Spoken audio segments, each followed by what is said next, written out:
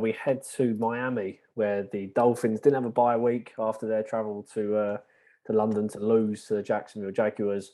They welcomed Atlanta Falcons, and Adam, you picked the Dolphins. That went well. Well, up until the last few seconds, I thought, oh, could I extend my lead winning the prediction? Spoiler alert.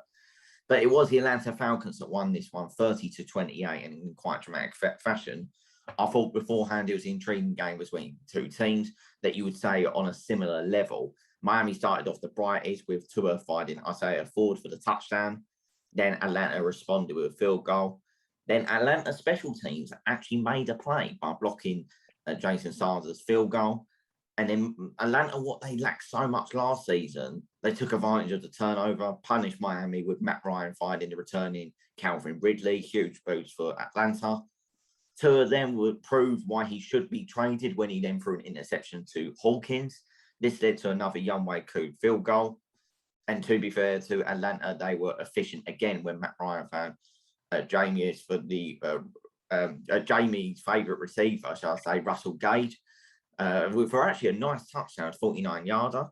For some reason, I wrote that Jamie as if he was a player, but it's your favourite receiver. Why are you surprised by a wonderful catch from Russell Gage? I think that was his first catch of the season, but at that point, that made it 20-7.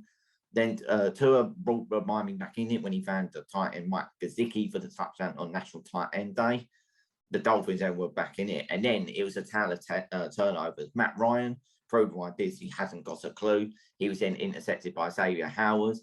And then Tua thought, no, don't worry, Matt Ryan, this is how you throw an interception. And then he got intercepted the next play by Oluokun.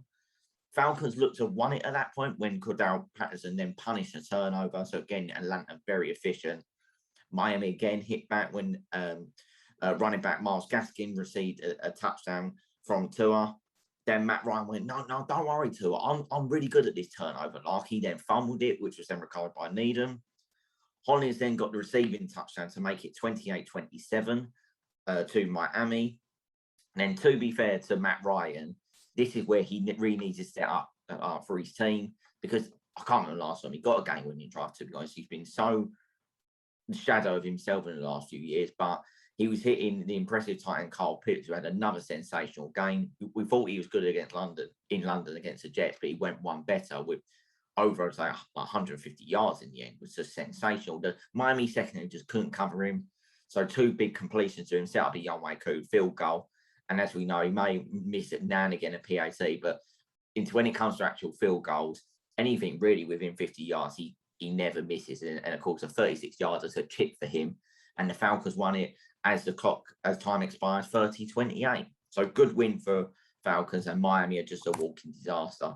They're the AFC version of the Lions. It's just stunning how bad they've been since they won their cup final, or the Super Bowl, as the Americans say, in Foxborough.